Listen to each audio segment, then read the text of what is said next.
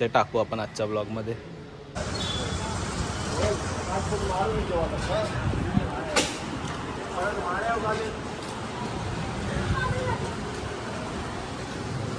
इथे आम्ही आता आलो आहे सामनगरच्या राजाचं दर्शन घ्यायला. तर इथे अजून खूप काम बाकी आहे, त्यामुळे इथे सगळं माती आहे.